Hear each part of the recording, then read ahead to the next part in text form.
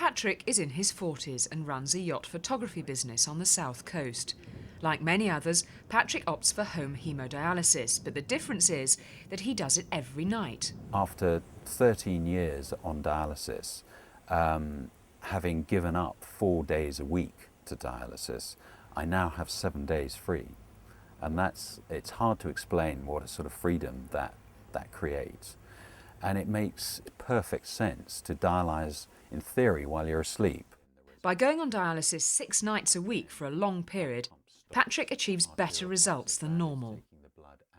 I think the statistics show that, instead of producing at best 10% renal function, or equivalent of, I'm now looking at almost a third, which produces a lot more energy. The great thing is diet is totally unrestricted, whereas before, it's quite restrictive of what you can and can't eat. I mean, things like bananas were a big no-no because of the potassium in them, whereas now I have homemade banana milkshakes quite regularly. Patrick filmed himself over several nights and proved that nocturnal dialysis does have its disadvantages too. Okay, the time is 1:20 in the morning. The alarm has just gone off. An arterial pump revolution alarm, which is often quite a one that goes off from time to time. Just reset and hopefully back to sleep. The alarm's just gone off again. It's about 4:30 in the morning. Again, it's another high pressure arterial alarm. Hopefully the last one. The machine does alarm from time to time during the night. So I have broken nights, but I've sort of got used to that. I mean, in the early days, Philippa, my wife, and I described it as being like having a newborn baby in the house. And from time to time, the machine squawks. And some weeks, I can go a week with 2 or 3 alarms in the week. And then other weeks, like this last week, there seemed to be anything from 5 to 20 alarms in the night, which means you're getting very little sleep.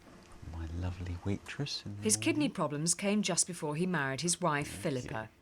When we got engaged, Patrick's mother came to me and said, "You need to know that Patrick has a kidney problem." And I knew that you were on various pills and drugs, but she said to me, "You need to know that one day his kidneys might fail." She even said to me, "One day you might be left a widow with children." And we were both in floods of tears. And I just, said no, that I was sort of willing to take that on. But I don't think either of us realised that it would happen so quickly. It was a shock. It felt a little bit like my world suddenly came tumbling down. Having just got married, my life, I thought was all ahead of me, and suddenly there was this huge shock, actually. Philippa feels that dealing with dialysis has strengthened their relationship. We've grown together. It's actually just deepened our relationship because we've had to communicate at a much deeper level and really talk about deeper issues. So actually it has strengthened our marriage. And it's had other impacts on their relationship too. The whole physical side of our married life, making love, was quite an effort from my part. And I think Philippa, you'll have to ask her, but I think that was sort of quite hard for her. I think she would say now that I'm on nocturnal dialysis, I'm probably a bit of a pain pestering her. When they go on holiday, they often go to Cornwall, where Patrick goes back onto daily dialysis at their holiday cottage. Here they spend time with their 2 boys, Matthew and James, and one of the challenges of bringing them up has been educating them about dialysis. It's changed over the years as they've got older. When they're younger, they've often asked questions like, when I'm a daddy, when I grow up, will I have to go on a machine? Which that really does break your heart.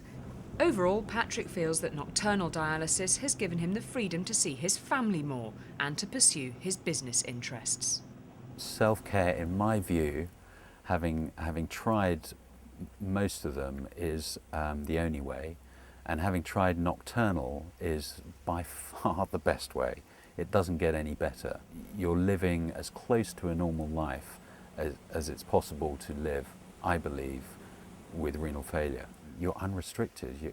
You get your life back in full.